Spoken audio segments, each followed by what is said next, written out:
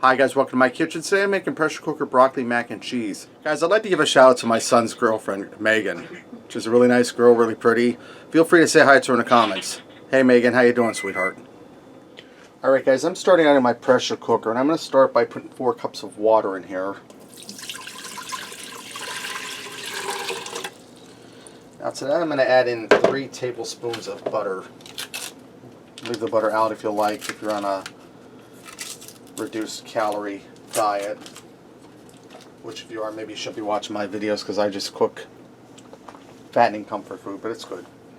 I'm going to put in a teaspoon of salt. I'm going to add in a half a teaspoon of stone ground mustard.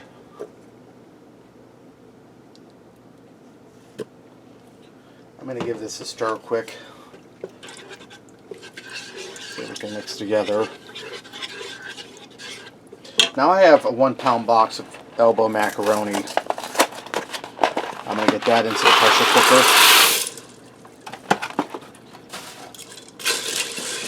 Stir that around.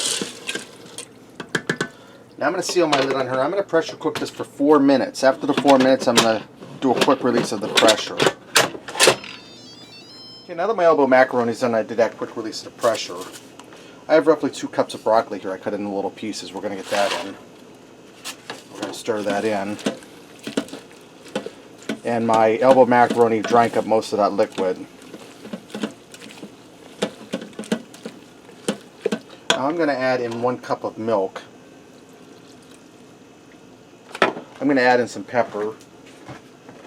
I almost forgot that, guys. I'm going to add in a half teaspoon of black pepper.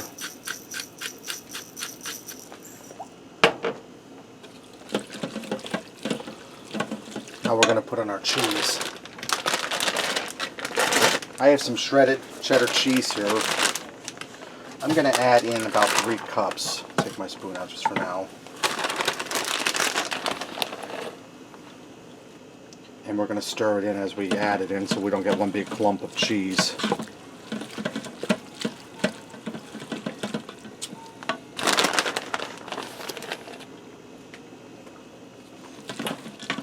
And I have some pork chops out back going on the grill. They'll go with this. You'll get to see them at the end of the video.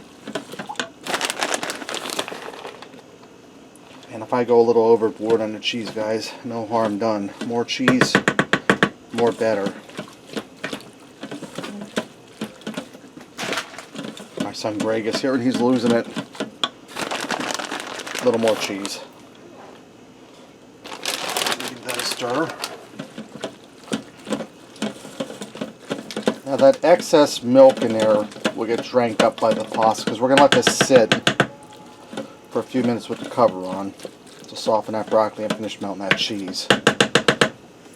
So I'm going to let this sit for about 5 minutes with the lid on just to melt that cheese and soften that broccoli. Guys, I went ahead and grilled that pork chop up like I said to go with it. Let me try this mac and cheese. And it's real cheesy. It's really good. Broccoli's tender and my kids are here clowning around in the background. That's really delicious, guys, and it wasn't hard at all. Okay, there you have it. Pressure cooker broccoli mac and cheese. Give it a try. Thanks for watching, and until next time, I'll see ya.